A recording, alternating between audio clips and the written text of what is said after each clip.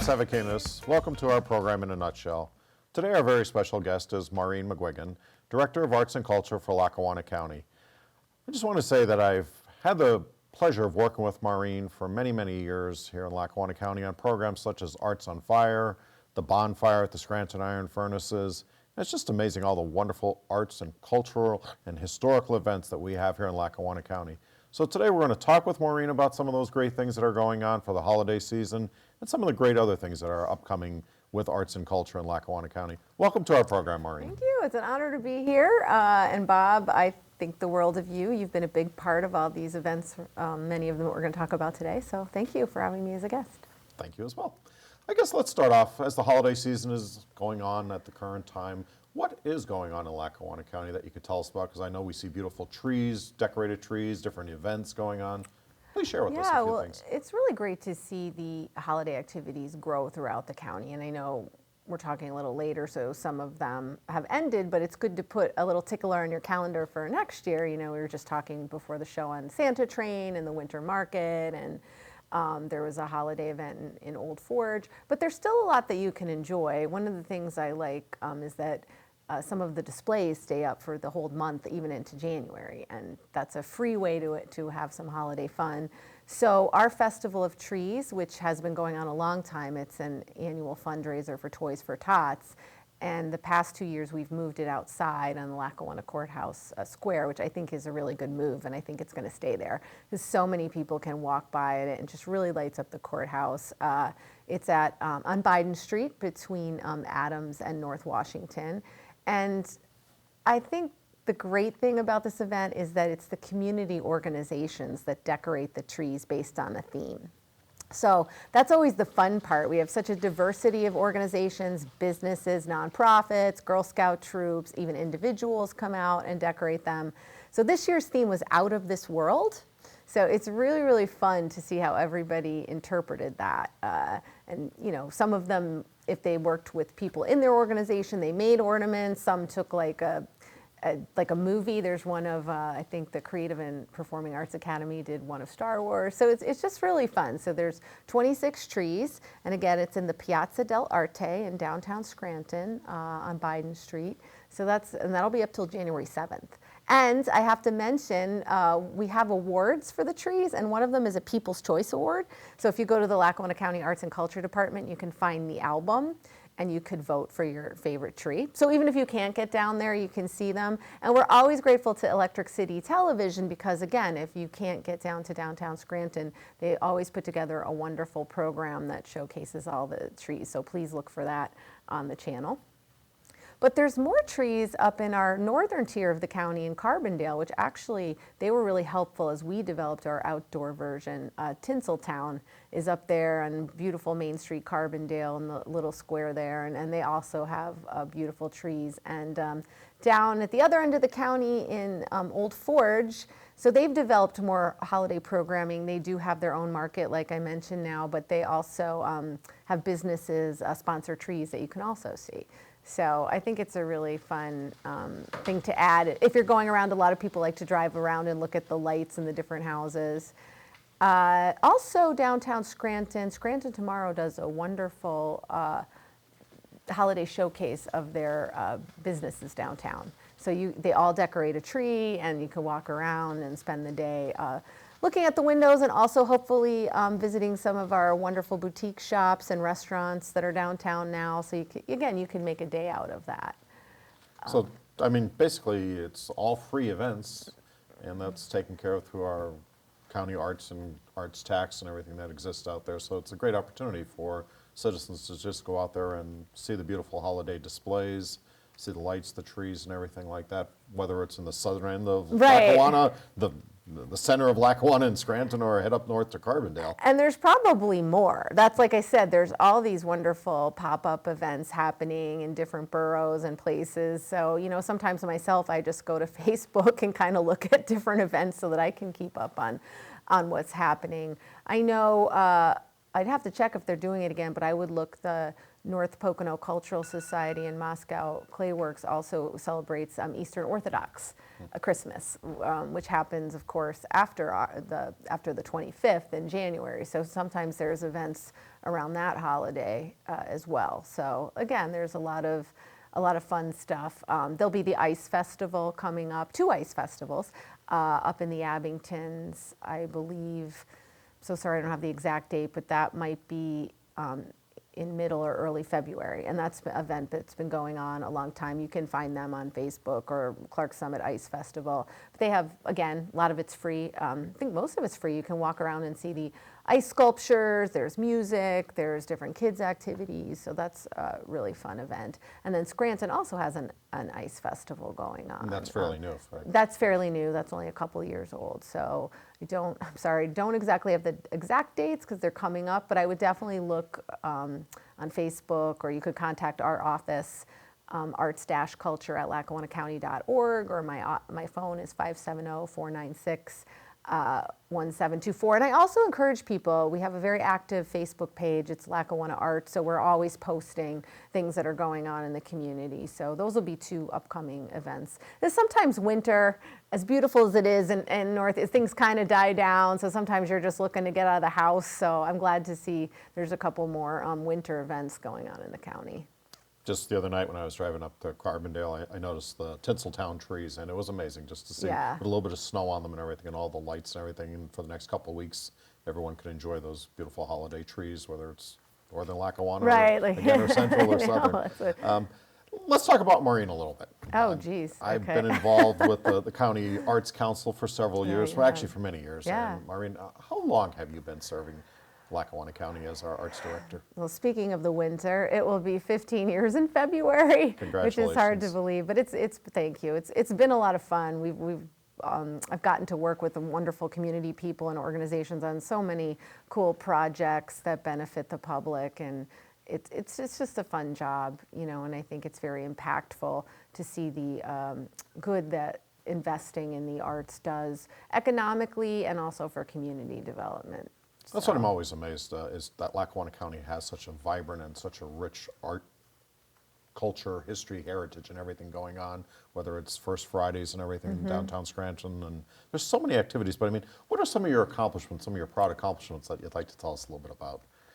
Oh, well, they're not mine either, I should say. Well- I do want to know a cool thing that's happening is since I started, I would say we've doubled or almost tripled the number of arts organizations and artists that exist. Like when I started, there wasn't a Scranton Fringe or a Scranton Shakespeare Festival, and there's a lot more artists. We have which you've served as a panelist before, a project grant program, and this year we've gotten almost 50 applications, which is great because more people are finding out about it, and so I'm kind of happy about that. I would say that's a good accomplishment, that doing our outreach and marketing and trying to work with different people in the community to let them know that we have these resources.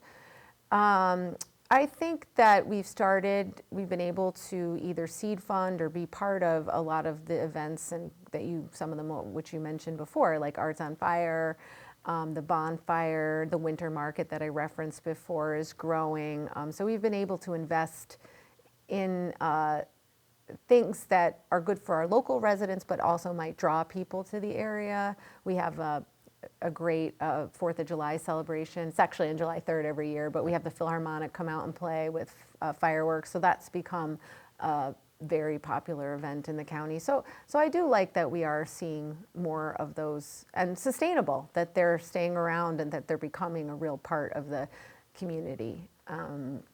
So I think that's a good thing. One of the things, the county, of course, has other departments like Agency on Aging and Children and Youth and Economic Development. So I've been really happy that we've been able to work with those departments. Sometimes we don't think of arts and like the Agency on Aging going together, but their older adults they work with need programming, and they need things to enhance their cultural life. So we're able to work with them and provide artists in the park or painting classes and other things like that. So I really like seeing that evolve, because it's arts doing social good and improving people's lives. So I'm really happy with that. I think if one thing I've noticed through the years in either volunteering with various organizations and being a part of the arts community as well as I've noticed your great skill in being able to bring people together, whether it's businesses to support nonprofits, to support artists and things like that. What is it like having to deal with all of these personalities and make things happen? Well, it's funny, an event that I forgot to mention that you're actually on that subcommittee, the events committee, which ties in with your question. We've had a very successful Wake Up with the Arts breakfast, which is one of my personal favorite events. It's maybe not one of our biggest, but each year we're seeing more and more people. We bring in a speaker, whether it's national or local, and it's on a topic in the arts. But the key, really a main focus of it is to bring people together so that I've seen projects come out of that. I've seen new ideas, I've seen new connections. So that is probably my favorite part of my job. So I think to your point, I think that's my favorite part of being a public servant in my job is how can I work with people or give them the resources or connect people that can do great things, because we can't do all of it alone. And it takes a lot of great minds, and everybody has a personality, but also a skill set that when we bring people together, especially people that might think differently or have a different viewpoint, magical things happen. I really believe that because everybody has something to offer and different resources, different life experiences.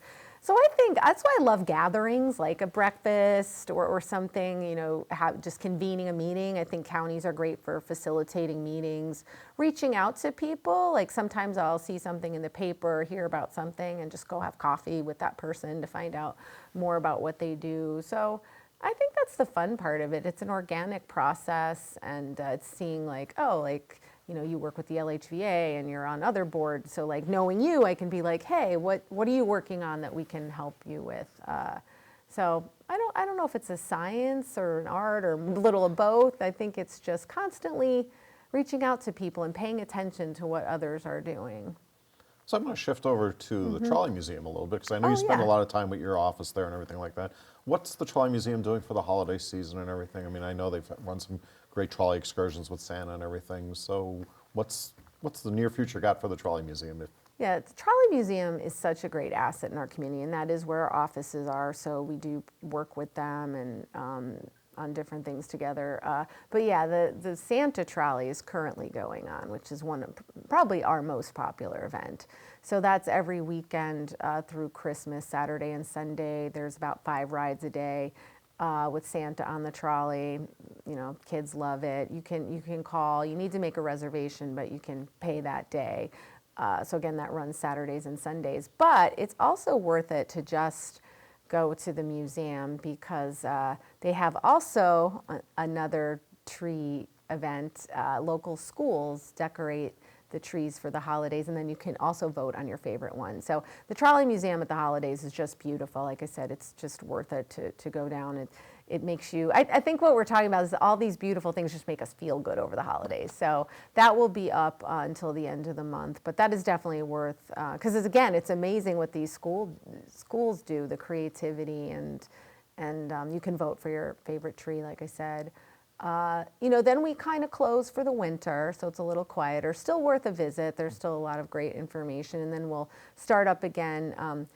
I should say we do some special one-time events. There is an Easter event that will happen. We also have a Facebook page for Electric City Trolley Museum, so you can keep up on what's going on. May is when we will open for the excursions again throughout the summer. So, COVID, of course, is a terrible thing that happened, but it was interesting. I think in a lot of ways it brought people closer to their communities because we saw our numbers the highest they ever were as people, I think, were staying closer to home and really kind of appreciating what was in their own backyard. So we hope that trend will continue with.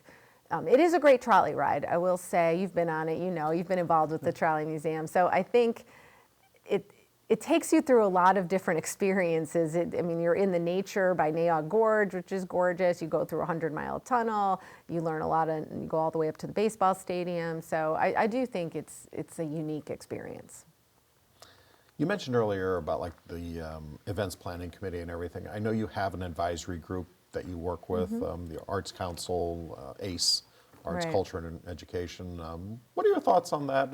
Anything you'd like to discuss about the Arts Council itself? Oh yeah, we have a great arts council, and again, we can't do things ourselves. We only have a staff of 2, but even beyond that, even if we had a staff of 50, I really think it's important to have that community input, especially because we are a tax-funded agency. So everything we do, every decision we make is with the public and the benefit in mind. So again, having a lot of different types of people, all who have experience in the arts, is great because we come together every other month as a group and discuss things. And we also have subcommittees that work on everything from making sure our grant process is equitable and fair. That's a big part of what we do. I referenced some of them before, but we do give funding to people. So we have a committee that helps with that, different programs that we have. We also have the events committee, which does work on not only our arts breakfast, but different speakers. We bring in, and they actually help also plan the Festival of Trees. An outreach committee, because as I referenced before, it's so important that we're connecting with everyone in the county and letting them know about our programs and what we can do for them. So, and even just beyond the subcommittees, I often get advice on policies or programs. So it's just nice to have that resource. Because, I don't know everything, or my opinion is not necessarily the best opinion. So I love being able, kind of back to your, bringing people together, be like, what do you think about this? Or you have experience in this, what would you advise? So having a council is really important to represent the community and to help us shape the way we run the department. So we've learned a lot about the professional things that Maureen McGuigan is doing out there with our arts and culture and everything. What does Maureen love to do for her own time in the arts? What do you like to do? Arts-wise or in general? Just in general. I mean, travel.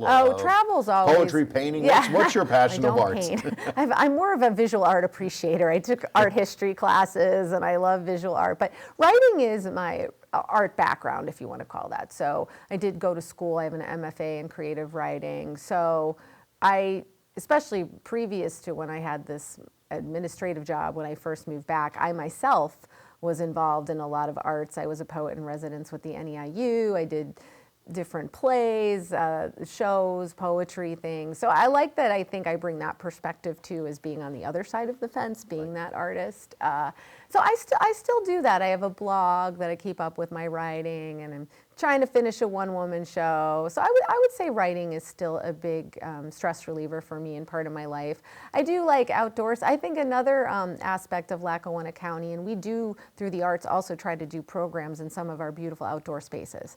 We have amazing parks. So I don't mountain bike as much as I did before, but I used to go to Murley-Sarnoski all the time, which is one of our great county parks up in Greenfield Township. Now I'm into horseback riding. But I do think that outdoor aspect is a big part of me too, and it's one of the reasons I like living here. There's a lot of, county, state, city parks that we can enjoy. And travel. I do love where I live, but I also think that I've gotten ideas by going away and seeing different cities, both in the U.S. and abroad, and then bringing back that experience. And I think that's always good to open your mind and, again, meet new people. And I've connected with, I've gone to some international arts conferences, not paid for by the county. But I guess sometimes I even take my vacation doing it that way because I think it's important. And I love meeting people who are doing great art things, globally as well. Well, it sounds like there's a lot of great things that we can go and check out for the holiday season and well beyond that. In fact, for every season in Lackawanna County with all the great arts programs that are out there and everything. So I want to thank you today, Maureen, for being our special guest with us here on ECTV and just talking about all the great activities out there and for all that you do for advocating for the arts and making a very vibrant arts community that we have here in Lackawanna County. It's because of your leadership and all your involvement in making things happen. We could all enjoy all these different things. Well, I appreciate that kind comment, Bob. And it's also right back at you. It takes people, community leaders, giving up their time and offering their talent to really make a community better. And we're really lucky to have that in Lackawanna County. Thank you again, Maureen, for being our guest. I'm Bob Sevikinas. Thank you for tuning into our program in a nutshell. And go out there and enjoy all the great activities that we have to offer here in Lackawanna County.